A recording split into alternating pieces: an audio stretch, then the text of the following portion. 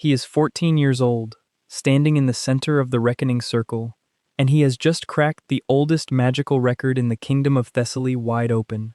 The air itself is screaming. Stone cracks under his boots. 300 students in the stands go dead silent, because the number floating above his head in glowing runes cannot be real. 10 seconds ago, they were laughing at him. Now nobody is laughing. The instructors are on their feet. Somewhere in the crowd, a bell starts ringing that hasn't rung in over 200 years, and Alden Voss has no idea that ringing bell just told every hunter in the kingdom exactly where to find him. That's the part he doesn't know yet. Let's back up. 10 years earlier, Alden is 4 years old, sitting at the kitchen table, and he lights a candle without touching it. His father, Alden Voss, a blacksmith with hands like anvils, drops the plate he's holding. It shatters on the floor. Neither of them says a word for a full minute. Most children who show magic that young get registered immediately. Tested, tracked, celebrated. Alden doesn't get any of that. Instead, that same night, his father packs a bag. They leave town before sunrise.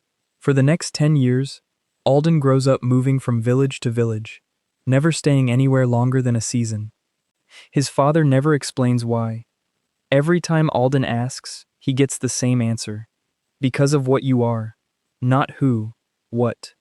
When he's 8, they're living in a fishing town called Marrow Cove, and Alden makes a friend for the first time. A girl named Tilly, who teaches him to skip stones. He doesn't tell her he can make the stones skip on their own. He almost tells her once, during a storm, when a fishing boat capsizes offshore and he could pull it back to the dock with a thought. He doesn't. He watches 3 grown men row out and haul the survivors in the hard way instead, and he stands on the dock with his hands shaking, hating himself for staying still. That night his father finds him awake. "You did the right thing," Damon says. "People could have died. People didn't." His father crouches to his level, voice low. "Alden, listen to me. The day you use that power in front of someone who isn't me is the day we start running again. I need you to understand that this isn't a rule. It's the only thing keeping you alive." 2 weeks later, they leave Marrow Cove anyway. Not because anyone saw, but because a man in a gray coat asks one too many questions at the market about a boy who came from nowhere. Alden never gets to say goodbye to Tilly. He learns, that day, that safety is something you can lose just by being suspected, not just by being caught. By the time he's 14, Alden has learned to hide everything. He can move a boulder with his mind, but he carries water buckets by hand so the neighbors don't notice. He can read a spellbook once and memorize it, but he fails every village lesson on purpose, badly, consistently, until people stop paying attention to him at all. That was the plan. Stay invisible. Stay alive. Then, 3 weeks before his 15th birthday, everything falls apart in one night. Men in gray cloaks find their cabin. Alden doesn't see their faces. He only sees his father shove him through the back window and scream one word, "Run." Alden runs. He doesn't stop until morning. When he finally circles back, the cabin is a smoking crater, and his father is gone. Not dead. Gone. No body. No note. Just ash and silence. A stranger finds him kneeling in the wreckage. An old man with a groundskeeper's coat and hands stained permanently green from garden soil. "You're late for the academy," the old man says, like this is a normal thing to say to a boy sitting in the ruins of his own home. That old man's name is Aurelian Academy, and he is the only reason Alden is still breathing 5 minutes later. Aurelian doesn't explain much. He hands Alden a folded acceptance letter to the Aurelian Academy of the Arcane, the single most prestigious magic school on the continent, and tells him one thing. Whatever power you've been hiding your whole life, bury it deeper. Enroll, like every other late applicant. Score just high enough to pass, and not 1 point higher. Do you understand me? Alden doesn't understand any of it. Not the letter, not the old man, not why he suddenly has a place at the best school in Thessaly, when 3 weeks ago he was failing village arithmetic on purpose. But he has nowhere else to go. So he says yes. That's how a boy who has spent 10 years actively hiding his own genius ends up walking through the front gates of Aurelian Academy at 14. 3 years older than every other first year, carrying nothing but a borrowed coat and a secret he doesn't fully understand himself. The gates themselves nearly break his nerve before the trial even starts. Aurelian Academy rises out of the hillside like something built by people who never once worried about being found. Towers of pale stone, banners in a dozen noble colors, a courtyard already packed with first years in crisp new uniforms comparing family crests like trading cards. Alden stands at the edge of it in his borrowed coat, 3 years older than every other face in the crowd, and feels, for the first time in a decade, completely and hopelessly exposed. He tells himself it'll be easy, blend in, score low, disappear into the crowd of 400 nobles' sons and merchants' daughters. He has no idea that plan is about to die in the first hour. The registration line alone almost breaks him. A junior examiner runs a diagnostic charm over every new student before they're allowed near the trial grounds. A routine pulse check, nothing more, meant to catch students who might collapse under the stress of a first-day evaluation. When the charm passes over Alden, it flickers. Just once. The examiner frowns, taps her quill against the clipboard, and glances up at him. "That's an odd reading," she says. "You've never had a magical incident logged anywhere?" "No, ma'am," Alden lies, keeping his voice as flat and boring as he can make it. She studies him a second longer, then shrugs and waves him through. "Probably a faulty charm. We'll recalibrate before the next batch." It isn't a faulty charm. Alden knows that. He spends the walk to the courtyard with his jaw clenched, silently begging his own magic to behave for one single day. Just one. Long enough to get through the trial with a forgettable number and vanish into the crowd like he planned. The Aurelian Academy doesn't just accept students. It ranks them, publicly, on their first day, in front of everyone, using something called the Reckoning Trials, a live magical assessment that measures raw output on a scale called the Ember Index. The Ember Index has one number at the very top that nobody has touched in 300 years, a legendary score of 900, set by a mage who vanished from history books entirely. Nobody knows who the legendary mage even was. The histories only refer to them by title, the last source, as if the name itself was scrubbed from every record on purpose. Instructors bring it up like a ghost story, a number nobody alive has come close to, and nobody alive ever expects to. Most first years score somewhere between 40 and 90. A prodigy might hit 150. Alden's plan is simple. Score around 60. Forgettable. Safe. Then Ferris Dunmore opens his mouth. Ferris is the kind of noble who was born already looking down at people. Golden hair, tailored uniform, and a father who sits on the royal council. The moment he sees Alden, 3 years too old, wearing a coat that doesn't fit, standing alone, he decides Alden is the day's entertainment. "They're letting dropouts in now?" Ferris says, loud enough for the whole courtyard to hear. "Did you fail the trial twice already, old man?" Laughter ripples through the crowd. Alden says nothing. That's the plan. Stay small. Stay quiet. Nothing to say? Ferris steps closer. "Let's see your score then. I'm guessing it's low enough to make the rest of us look good." And that should have been the end of it. A little humiliation, a quiet trial, a forgettable number, and Alden disappears into the background like he planned. It wasn't. Because when Alden steps into the reckoning circle and the trial begins, 10 years of buried power doesn't care about his plan at all. The circle lights up beneath his feet. Instructors watch from a raised platform, quills ready, expecting another unremarkable number. The number starts climbing. 40, 60, 90. A murmur starts. That's already above average for a first year. Alden feels the pull of it immediately, a warmth in his chest uncoiling, like something that's been holding its breath for a decade. 120, 150, 200. The murmur turns into gasps. Ferris's smirk falters. Somewhere in the stands, a first year drops her scoring slate entirely, and it clatters against stone loud enough to echo. Alden tries to pull back. He tries to choke the flow down the way he's practiced for 10 years, the way that kept him alive. But something is different here. The reckoning circle isn't just measuring his output, it's drawing it out, pulling on something buried so deep even Alden didn't know it was there. The runes at his feet shift from soft blue to a deep, angry gold. 300. 400. 500. An instructor stands up so fast his chair crashes backward. Another shouts for a containment ward, and two junior mages scramble toward the edge of the circle before a senior instructor waves them back. Not because it's safe, but because nobody actually knows if stopping it now would be worse.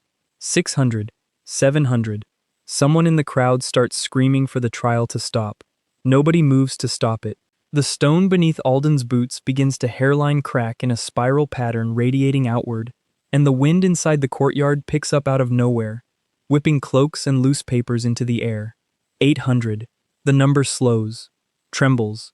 Alden grits his teeth, sweat pouring down his face, every nerve in his body on fire. And then it locks. 847, second highest score in the recorded history of the Academy, higher than any student alive, higher than any headmaster currently teaching, just 53 points under a legendary number that hasn't moved in 300 years. Silence. Then that old bell starts ringing across the entire campus. A bell that, as Alden will find out far too late, only rings for one reason: to announce to every registered magical authority in the kingdom that a source blood has just revealed itself. He has no idea what a source blood even is yet. He's about to find out that the wrong people already do. The instructors don't cheer. That's the first wrong sign. In every story Alden's ever heard about the Academy, breaking a record means celebration, means a hero's welcome. Instead, the platform of teachers goes rigid, exchanging looks that have nothing to do with pride. The headmaster isn't among them today. In her place stands a tall man in dark violet robes, sharp-featured, with a voice like a closing door. His nameplate reads, Archmagister Voren Castellan, Dean of Discipline. He doesn't smile. He watches Alden the way a man watches a fire that's about to jump the fire break. Escort him to my office, Castellan says. Now. Ferris, still standing frozen at the edge of the circle, finally finds his voice. That's not possible. Nobody scores that high. He's a first year. He's 14. 15 in 3 weeks, Castellan corrects without looking at him. Which is strange, because nobody has told him Alden's age. That detail slides past everyone else in the courtyard. It does not slide past Alden. He's marched through the halls of the academy he was supposed to disappear into, past students pressing themselves to the walls to watch him go by, whispering the number over and over. 847. 847. By dinner, it will be the only thing anyone on campus is talking about. Castellan's office is cold, lined with locked cabinets and a single window overlooking the training fields. He doesn't offer Alden a seat. Where is your father? Castellan says. Not a question. A demand. Alden's stomach drops. How do you know about my father?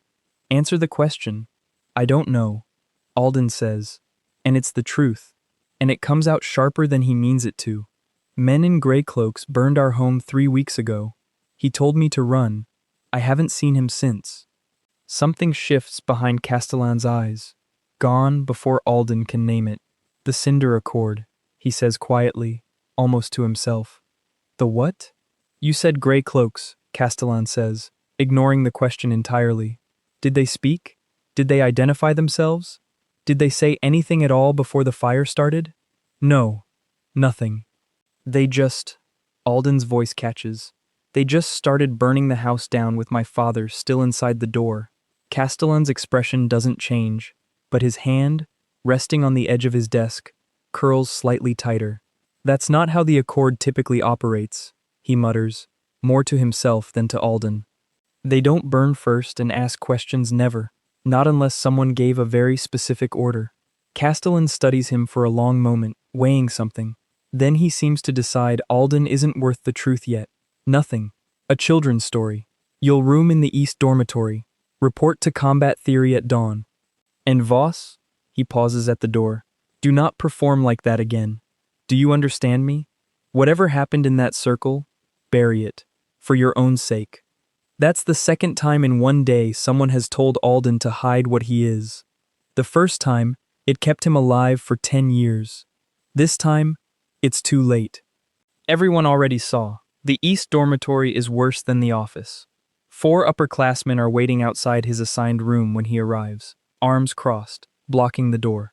847, one of them says, like the number tastes bad in his mouth. You think that buys you a seat at this school? Half of us have trained since we were 6.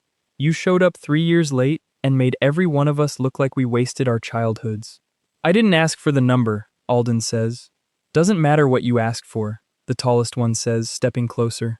Numbers like that get people watched, investigated, and when the Crown's watchers start sniffing around one student, they start sniffing around everyone near him. So do us all a favor and transfer out before you drag this whole dormitory into whatever mess you're carrying. Alden could end this in one sentence. He could remind them exactly what happened in the Reckoning Circle 2 hours ago. He doesn't. 10 years of staying small doesn't disappear just because the secret did. Move, is all he says. Something in his voice, flat, tired, entirely unafraid, makes the tallest one step aside without fully deciding to. Alden walks past them into an empty room and shuts the door before anyone can recover enough to stop him. That night, Alden lies awake in a dormitory full of strangers, replaying the 2 words that don't fit, the Cinder Accord. He's never heard the phrase in his life, and yet the mention of it made a full-grown archmagister flinch. A soft knock interrupts him. It's Aurelian Academy, the groundskeeper, slipping into the dormitory hallway like he belongs there, which, Alden is starting to suspect, he very much does. You didn't listen, Aurelian says, not unkindly. I tried to hold it back. It didn't work. I know. Aurelian sits on the edge of the empty bed across from him. It was never going to. Not once the circle got a taste of what's actually in you. He studies Alden with an expression that's part sympathy, part calculation. Your father asked me to look after you, if anything ever happened to him. I gave him my word 10 years ago. I intend to keep it. Then tell me what's going on, Alden says. Tell me what a source blood is. Tell me why grown men in this castle are afraid of a number. Aurelian is quiet for a long time. Long enough that Alden thinks he won't answer at all. Centuries ago, Aurelian finally says, before magic split into the schools you're learning now, fire, frost, arcane theory, all of it, there was only one kind of magic. Raw, unfiltered. The scholars called it the source. The people who could touch it directly were called source bloods, and there were once hundreds of them across the continent. Alden repeats. 300 years ago, one of them lost control during a war. An entire province vanished in a single night.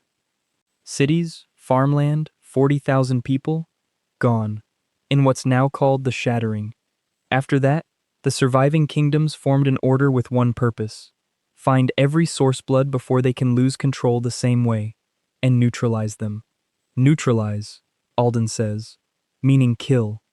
Meaning whatever they decide is necessary, Aurelian says. Containment, when they think it's possible. Something quieter, when they decide it isn't.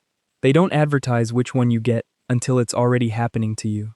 And they've just been doing this for 300 years? Hunting children before they even understand what they can do? Most source bloods never make it to adulthood without being found, Aurelian says, and something old and tired moves behind his eyes. The lucky ones get intercepted young, before their power fully wakes, and spend the rest of their lives suppressed under Accord supervision. The unlucky ones get found the way you almost were tonight.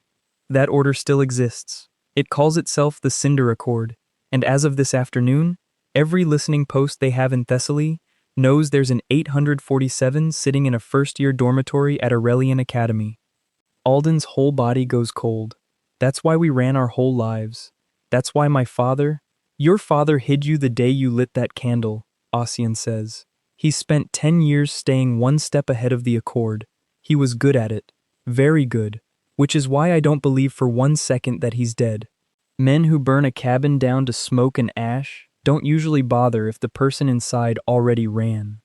It's the first hope Alden's felt in 3 weeks, and it hurts more than the fear did.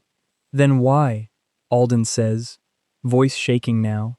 Did you let me score 847 in front of the entire kingdom? I didn't let you do anything, Aurelian says. I told you to suppress it.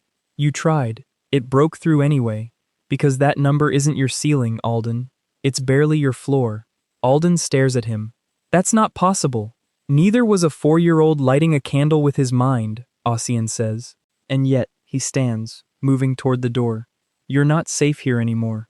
But you're also not safe anywhere else. At least here, there are walls, and there's me. Sleep. Tomorrow, everyone in this school is going to look at you differently. Some of them will want to be near you for the wrong reasons. Some of them will want you gone for worse ones. Trust almost none of them. He leaves before Alden can ask the one question burning hottest in his chest. What is my actual ceiling?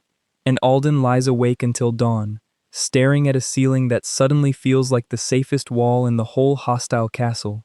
Combat theory at dawn turns out to be exactly as uncomfortable as Castellan promised.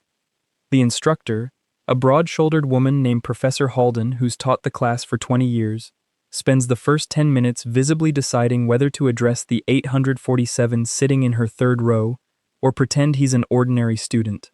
She picks pretending right up until the practical demonstration when she calls on Alden to demonstrate a basic shielding ward, a spell every first year is expected to fumble through at maybe a third of full strength. Alden, still rattled from the night before, tries to cast it as small and weak as physically possible. The shield that forms isn't small, it isn't weak. It's a perfect, glassy dome that swallows the entire demonstration platform, and doesn't so much as flicker when Professor Halden, testing it, throws a full-strength offensive spell directly at it. The spell doesn't dent the shield. It ricochets, and only Halden's own reflexes keep it from hitting a student in the front row. The room goes dead silent for the second time in 12 hours. Dismissed early, Halden says, voice tight, already scribbling something onto a report slate. Everyone except Voss. She doesn't yell at him. She doesn't have to. The look on her face says everything Castellan already made clear the day before, that Alden isn't a student anymore. Not really. He's a variable the entire academy is scrambling to figure out how to handle, and every class he sits in from now on is going to be another data point in that calculation. Ossian is right about one thing immediately. By the time Alden reaches the dining hall after class, the entire tone of the academy has shifted. Students who wouldn't have glanced at a 3 years too old scholarship case yesterday now watch him from across the room like he's either a prize or a threat, and nobody's decided which yet. Not everyone decides the same way. A wiry, freckled boy about Alden's age slides onto the bench across from him uninvited, balancing a tray stacked twice as high as anyone else's. You're the 847, the boy says, not unkindly, already reaching for a roll. I'm Bram. Third-generation scholarship case, myself. Scored a whopping 61 yesterday, which around here apparently makes me furniture. He grins. Figured I'd sit with the only other person in this hall who isn't a noble, pretending not to stare at you. You're not scared of me, Alden says, half a question. Should I be? Bram shrugs. You cracked a record. You didn't set the dining hall on fire. I'll worry when there's an actual reason to. He nods toward the far end of the table, where a knot of upperclassmen are very deliberately not looking at Alden, while very obviously talking about him. Ignore them. They'll find something new to panic about by next week. They always do. It's such a small, ordinary kindness that Alden almost doesn't know what to do with it. 10 years of moving from village to village taught him not to get attached to anyone who might have to say goodbye without warning. But for one breakfast, in a dining hall that spent the entire morning treating him like a roomer with legs, it's the first thing that's felt like it might, eventually, resemble a normal life. Ferris Dunmore decides for himself fast, and picks the worse option. 847, Ferris says, dropping into the seat across from Alden uninvited, flanked by 2 friends. You want to know what I think? I think you cheated. Enchanted item, family heirloom, something. Because there's no chance a nobody who can't even afford a coat that fits scores higher than my entire bloodline combined. Believe whatever helps you sleep, Alden says, and goes back to his food. That's the wrong answer, apparently, because Ferris slams a hand on the table. I'm challenging you. Formal duel, academy rules, tomorrow at the training grounds. If you cheated, everyone will see it when you can't back that number up in a real fight. The hall goes quiet, listening. Alden's first instinct is to refuse. Stay small. That's the plan that's kept him alive for a decade. But he can feel every eye in the room weighing him, and something new is stirring under his ribs. Something that spent 10 years being told to shrink and is tired of it. Fine, Alden says. Tomorrow. Ferris smiles like he's already won. He has no idea what he's just agreed to. Word spreads across campus by lunch. By dinner, half the school is planning to attend. Ossian finds Alden that evening in the empty training yard, throwing rocks at a wall with his bare hands instead of his magic, trying to burn off the anger the dormitory encounter left behind. You accepted a public duel, Ossian says, not a question. He wouldn't have stopped otherwise. No, Ossian agrees. He wouldn't have, but you can't win a duel the way you won the Reckoning trial. That was an accident. Tomorrow needs to look like control, or every eye watching decides you're a danger that needs containing. He tosses Alden a smooth training stone. Hold this steady in the air. Nothing else. No wall cracking, no showing off. Just hold it. Alden lifts it. It shoots up and embeds itself in a rafter 20 feet overhead. Again, Ossian says, without reacting. They work for 2 hours. Small exercises, holding a flame the size of a candle, moving a single leaf instead of a tree, catching a thrown coin midair without crushing it. Alden fails most of them, badly, his instincts built entirely around overwhelming force instead of precision. I don't understand, Alden says, frustrated, after the coin goes flying into the dark for the 6th time. In the circle, I couldn't stop it from climbing. Now I can't even lift a leaf without shredding it. Because you've spent 10 years learning exactly one skill, Ossian says. Suppression. Total shutdown. You know how to hold a dam. You've never once been allowed to open a tap. He crouches, meeting Alden's eyes. That's what tomorrow is. Not less power. A smaller door for it to walk through. One last exercise. Ossian sets a lit lantern on the ground between them, and asks Alden to dim it, gradually, without letting it go out entirely. The hardest kind of control there is, holding just enough back to leave something alive instead of snuffed. The first 4 attempts kill the flame outright. On the 5th, it dims to a low, steady glow, and holds there, flickering but whole, and Ossian allows himself something close to a smile. By the time they stop, Alden can hold the leaf steady for almost 10 seconds before it curls into ash. It isn't much. It's the first time in his life anyone has taught him to use what he is instead of bury it, and something in his chest loosens that's been clenched since he was 4 years old. Neither of them notices the figure standing in the shadow of the archway above the training yard, until Ossian is already walking Alden back toward the dormitory. Archmagister Castellan watches them go, arms folded, expression unreadable in the dark. He's seen enough. A groundskeeper who teaches source precision drills like he's done it 100 times before. A boy who takes correction like someone desperate to be taught, not someone hiding a weapon. Castellan turns and disappears back into the academy without a word, already recalculating exactly how much of tomorrow's duel he intends to let happen before he steps in. That same evening, in a different corner of the academy, Ferris isn't having nearly as productive a night. His father's letters arrive weekly, and every single one ends the same way.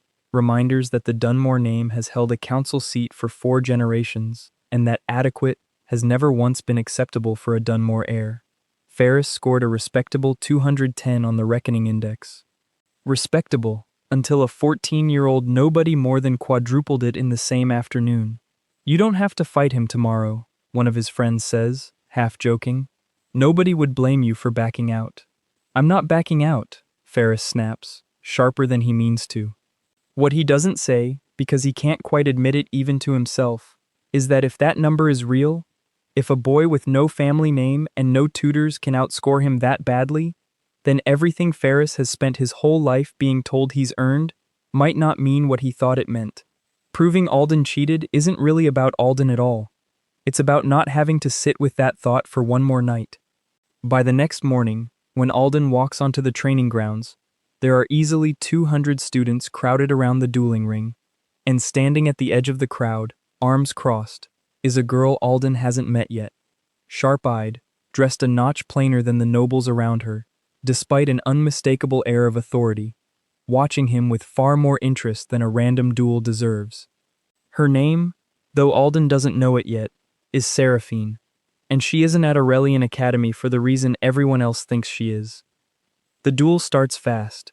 Ferris comes in throwing textbook combat spells. Clean, well-drilled, exactly what a noble with private tutors his whole life would throw. Alden spent 10 years learning to survive, not to duel politely, and it shows. He doesn't dodge like a student. He moves like someone who's had real knives thrown at him before. Ferris lands one hit, a glancing burst of force that spins Alden half around, and the crowd erupts. Ferris's friends chanting his name like the outcome's already decided. Ferris grins and presses the advantage, chaining 2 more spells back to back, fast enough that a normal first year would already be on the ground. Alden isn't a normal first year. He remembers Ossian's lesson from the night before, a smaller door, not less power. And instead of blocking with brute force, he redirects, letting Ferris's 3rd spell skate past his shoulder, close enough to singe fabric. The crowd's chanting falters. That wasn't luck. That was control. And everyone watching can tell the difference. Ferris doesn't like that. He abandons the clean textbook forms and starts throwing harder, sloppier spells meant to overwhelm instead of impress. And for a moment it works. Alden's still holding back, still trying to keep some fragment of the plan alive, still trying not to be the 847 everyone's whispering about, and the restraint costs him ground. Ferris lands a 2nd hit, then a 3rd. Not so impressive now, Ferris calls out, breathing hard but grinning wider. Maybe the examiner was right. Faulty charm. Alden says nothing. He's too busy calculating exactly how much smaller he can make the door before it stops mattering at all. Then Ferris says 4 words that end the restraint completely. "Where's your father hiding?" The training ground goes ice cold in Alden's chest. He doesn't know how Ferris knows to ask that, doesn't know if it's a lucky guess or something worse. And for one heartbeat he doesn't care. The spell that comes out of him next isn't a duel spell. It's raw, uncut source magic. And it doesn't just knock Ferris down. It cracks the dueling ring's protective wards down the middle. The crowd scatters. Instructors come sprinting. Ferris is thrown 30 feet, unconscious but breathing. And Alden stands in the wreckage of a fight he was never supposed to win that badly, breathing hard, staring at his own shaking hands. 200 students back away from him in the same instant, like something choreographed, like the space around him has suddenly become a different kind of dangerous than a schoolyard duel. Ferris's friends drop to their knees beside him, shouting his name, shouting for a healer, throwing panicked glances at Alden that have nothing to do with anger anymore. Bram is the only one who doesn't move away. He stands frozen at the edge of the crowd, staring at Alden with an expression somewhere between awe and the beginning of real fear, the first crack in the easy friendliness from breakfast. That's when the girl who's been watching from the edge steps forward, calm, unbothered by the chaos, and kneels beside Ferris to check his pulse with practiced efficiency that has nothing to do with being a noble's daughter. "He'll live," she announces to the crowd, then looks straight at Alden. "You, however, are in serious trouble. Come with me, now, before Castellan gets here and decides the story for you." "Who are you?" Alden demands. "Someone who just saved you from an expulsion hearing," she says, already walking. "You can thank me later. Move." Alden moves.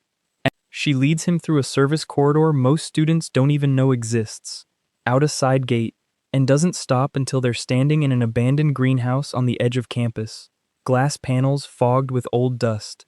"You have maybe 10 minutes before Castellan's people search for you," she says. "So I'm going to talk fast. My name is Seraphine. I'm not actually a scholarship student. I'm here on behalf of the Crown, investigating rumors that a source blood surfaced somewhere in Thessaly this year. Congratulations. You made my job embarrassingly easy." Alden's blood runs cold for the 2nd time in 2 days. "You're going to turn me in. I could have turned you in yesterday afternoon," Seraphine says. "I didn't. Ask yourself why." "Why? Because the Cinder Accord doesn't answer to the Crown," she says. "They answer to no one. And if they get to you before the palace does, you disappear. No trial, no records, no body." My father would rather have you as a controlled asset than let 300 years of Accord paranoia decide who lives in this kingdom.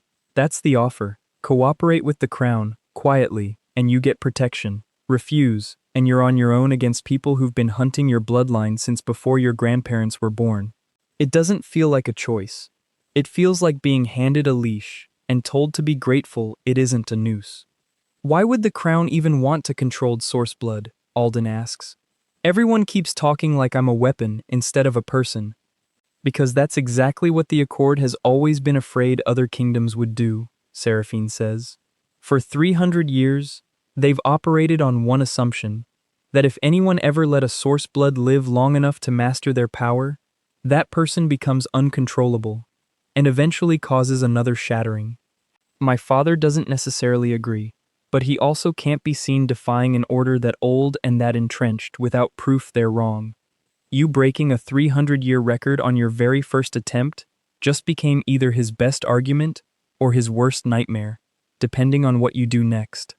And if I do nothing, if I just want to be left alone, then you've already failed, Seraphine says quietly. You don't get to be left alone anymore, not after that bell rang. The only choice left is who gets to you first. And if I say no to both? Alden asks. Seraphine's expression softens, just slightly. The first honest thing she's shown him.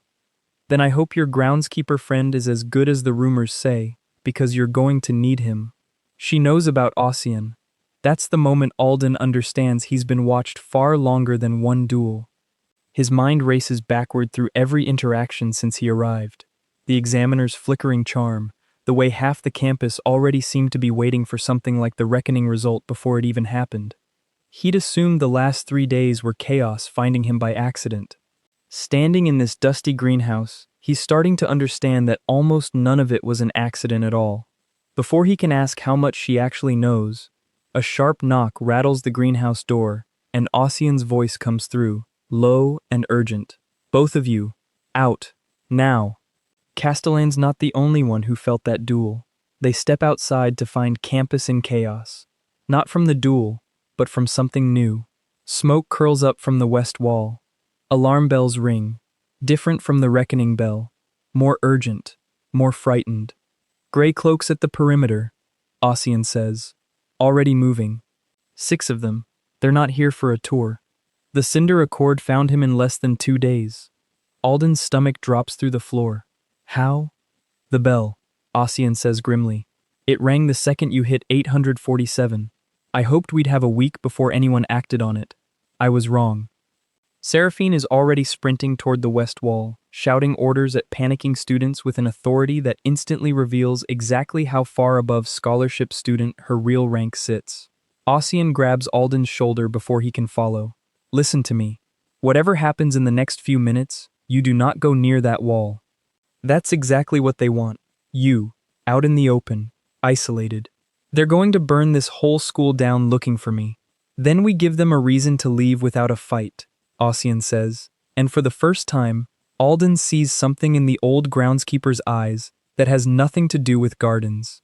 Stay behind me. They round the corner toward the west wall, just as the first spell hits the outer gate, and Alden gets his first look at the gray cloaks in person. 6 figures, faces hidden behind smooth, featureless masks, moving with the coordinated precision of soldiers, not raiders. One of them steps forward, mask tilting toward Alden across the courtyard like it can smell him. A voice, distorted and flat, cuts through the chaos. Source blood confirmed. Secure the target. Minimal casualties authorized. Minimal, not 0. Ossian steps in front of Alden without hesitation, and the ground beneath his boots begins to glow with a magic circle Alden has never seen. Old, intricate, nothing like anything taught in any academy classroom. Get behind the fountain, Ossian says quietly. And Alden, whatever you see in the next 30 seconds, don't interfere. I need you alive more than I need you helpful. Alden doesn't move. Not because he's brave, because his legs have simply stopped listening to him. The first masked agent lunges. Ossian doesn't so much fight him as unmake him. A single gesture, and the agent is thrown backward through the fountain, cracking stone on impact. The old groundskeeper's coat billows like it's suddenly 10 sizes too small for the power moving through him. For the first time, Alden understands he isn't looking at a groundskeeper who happens to know magic. He's looking at someone who spent his whole life being exactly as dangerous as the Cinder Accord itself, and chose, for 10 years, to prune hedges instead. A second agent circles wide, trying to flank around the fountain toward Alden directly, and Ossian moves to intercept without even turning fully around.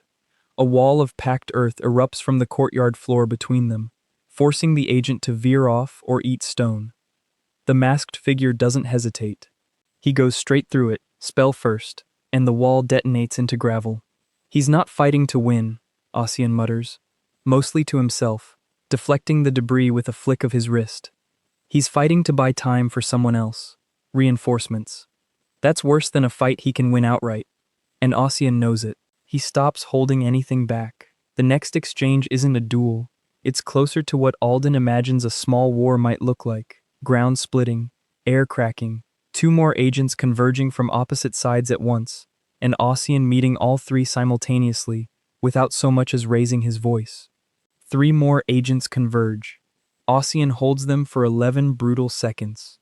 Long enough for Academy war mages to finally arrive, spilling out of the main hall, and the masked figures make a decision Alden doesn't expect. They retreat, not because they lost, because their mission wasn't to fight a war on Academy grounds today, it was to confirm a target. The lead agent's mask turns toward Alden one last time before vanishing into smoke.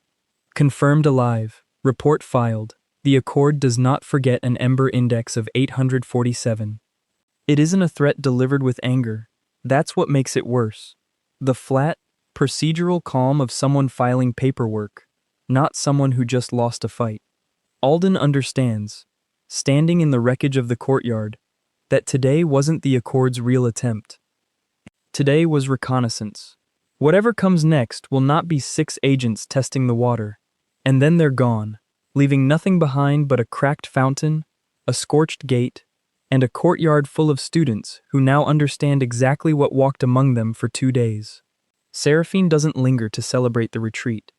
While the war mages fan out to secure the perimeter, she slips behind a supply shed and pulls a small silver charm from beneath her collar. A communication relay, plain enough to pass for jewelry unless you knew exactly what to look for. Confirmed sighting, Aurelian grounds, she says quietly into it, voice clipped and formal in a way that sounds nothing like the sharp, sarcastic girl from the greenhouse. 6 Accord field agents, unmarked, full retreat after contact with an unregistered combatant. The target is real. The number is real. Advise immediately. If we don't move first, the Accord will. There's a pause, then a response too faint for anyone but her to hear. Whatever it says makes her jaw tighten. Understood, she says, and tucks the charm away before anyone notices she was ever gone, slipping back into the chaos exactly where she left it, as if she'd never stepped out at all. Castellan arrives moments later, surveying the wreckage with an expression that's less shock and more grim confirmation of something he already feared. His eyes land on Ossian, still standing amid the damage, coat settling back into its usual shabby shape. You, Castellan says slowly, are supposed to be a groundskeeper. I am a groundskeeper, Ossian says calmly. Today, I was also the only thing standing between your students and an incident the Crown would have needed a week to cover up. You're welcome.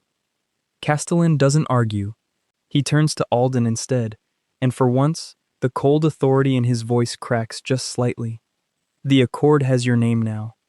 That bell yesterday wasn't just an announcement, it was an invitation. Every unaffiliated hunter and Accord cell within 300 miles just learned there's a source blood boy sitting in my academy. You are, as of this moment, the single most dangerous liability this school has taken in a century. So expel me, Alden says. Send me back out there alone. See how that works out for your school's reputation. Something almost like respect flickers across Castellan's face. No, he says. You stay, under supervision, under restriction, and you will tell me everything you know about your father, your mother, and exactly how a boy who spent 10 years hiding in villages ends up scoring 847 on his very first attempt. Alden's chest tightens at the mention of his mother, a woman he has almost no memory of, who his father never once spoke about in 10 years of running. I don't know anything about my mother, Alden says honestly. My father never told me. Castellan studies him for a long, unreadable moment. Then it's time someone did, he says. Because your mother's name is the second reason that bell rang so loud yesterday, and it isn't in any record the Cinder Accord likes to admit exists. He turns and walks away without elaborating, leaving Alden standing in a shattered courtyard with more questions than he had 3 days ago. A groundskeeper who just revealed himself as something far more dangerous than his job title, a crown agent who wants to use him as leverage, and an organization 300 years old that now knows his exact face. Seraphine finds him a few minutes later, once the crowd of war mages and shaken students has mostly cleared. She doesn't offer comfort. That's not what this is. You saw what 6 of them almost managed against one very old groundskeeper, she says quietly. Imagine what happens when the Accord decides 6 wasn't enough and sends 60 instead. That's the future you're standing in the middle of now, whether you agreed to my offer or not. I didn't agree to anything, Alden says. I know, Seraphine says. But you're going to need to decide soon. The Accord isn't going to wait politely for you to make up your mind. She turns to go, then pauses. For what it's worth, for someone who spent 10 years hiding, you didn't run today. That's either very brave or very stupid. Ask me again in a week which one it turned out to be. She's gone before he can answer, weaving back into the chaos, like she was never singled out from it at all. He doesn't get long to process any of it. By evening, a carriage bearing the Dunmore family crest rolls through the front gates, and Lord Dunmore himself, Ferris's father, a royal council seat, and a man used to buying whatever outcome he wants, storms into the headmaster's hall demanding answers. Alden isn't summoned to that meeting. He doesn't need to be. He hears it anyway, from a servant's corridor Ossian quietly steers him into, close enough to listen through a cracked door. My son is unconscious in the infirmary, Lord Dunmore snaps, because this school let an unregistered variable walk onto the grounds and put him there. I want the boy expelled, and I want it done tonight, before this becomes a story the entire council is asking questions about. Your son issued the challenge, my lord, Castellan says, unmoved. Duel rules were followed. The boy defended himself. The boy, Lord Dunmore repeats, letting the words sit heavy, scored 847 on a scale that hasn't broken 803 centuries. You expect me to believe that's a coincidence, and not something someone in this academy has been quietly cultivating? I will have this investigated. And if I find out this institution has been harboring an unregistered source blood, expulsion will be the least of anyone's problems. The threat isn't really aimed at Alden. It's aimed at the academy, at Castellan, at whoever Lord Dunmore suspects of hiding something bigger than one troublesome student. But Alden feels it land anyway, cold and specific, a reminder that surviving the Accord isn't the only danger now. He's made an enemy, with a council seat and a grudge, and that enemy has no idea yet how right he actually is. Ossian pulls him away before the meeting ends, back toward the dormitory, quiet the entire walk. He doesn't say I told you so, he doesn't have to. Bram is waiting outside Alden's door when they arrive, sitting on the floor with his back against the wall like he's been there a while. Everyone else on this floor is pretending they didn't see gray-cloaked strangers try to level the west wall for you, Bram says, standing up. I figured someone should probably just say it instead. That was terrifying. You okay? I've had better weeks, Alden admits. Fair? Bram hesitates, some of the earlier awe from the courtyard still lingering behind his eyes. But he doesn't back away this time. For what it's worth, whatever those people wanted, whatever you actually are, you didn't ask for any of this. I don't scare that easy. Wanted you to know that before you start assuming everyone here's decided you're a monster. It isn't much. A few sentences from a boy he's known for a single day. But after Lord Dunmore's threats and Castellan's warnings and 2 attempts on his life inside of 48 hours, it's enough to keep Alden standing a little straighter as Bram heads off down the hall. That night, alone in his dormitory, Alden finally lets himself feel the full weight of it. Not fear, not exactly. Something colder and steadier. 10 years of hiding just ended in one afternoon, whether he wanted it to or not. He thinks about the number still burning behind his eyes. 847. 53 points under a legend that hasn't moved in 3 centuries. He thinks about a mother he can't remember, a father who might still be alive, a groundskeeper who's clearly been lying by omission since the day they met, and a princess wearing a scholarship uniform like a disguise. Ossian said 847 wasn't his ceiling, barely his floor. He thinks, too, of the last real memory he has of his father before the cabin burned. Damon standing in the doorway of yet another rented room, watching Alden practice absolute stillness for the 100th time, and saying, almost to himself, "You're going to hate me for this someday." For all of it. The running, the hiding, the lying about your mother. I need you to hate me and still be alive to do it. At the time, Alden thought it was just something tired fathers said. Now it feels like a promise his father knew. Even then, he might not be around to keep. Near midnight, unable to sleep, Alden digs through the one bag he brought from the ruins of his old life. His father's spare coat, the only thing he grabbed before running. His fingers catch on something stiff sewn into the lining, a shape too flat and deliberate to be an accident. A hidden pocket, something folded inside it. He doesn't tear it open. Not yet. He just sits there in the dark, holding the outline of whatever secret his father sewed into a coat and never mentioned in 10 years of running, and understands, with total certainty, that whatever's inside is the reason the Cinder Accord burned their cabin to the ground looking for it. His fingers hover over the seam. Part of him wants to rip it open right now, tonight, and finally have one answer that isn't a warning or a threat. Another part of him, the part that spent 10 years learning exactly how dangerous answers can be, makes him fold the coat carefully and set it under his pillow instead, unopened, like putting off a door he isn't ready to walk through yet. Not tonight. Tomorrow, whatever's sewn into that lining is going to change everything again. Tonight, for just a few more hours, he lets himself be a boy who doesn't know yet. For the first time since the cabin burned, Alden doesn't feel like running. He feels like finding out exactly how high that number can actually go, exactly what his father hid in that lining, and exactly how much the people who took him are about to regret ever ringing that bell. Let's aim for 700 likes, and the next chapter drops.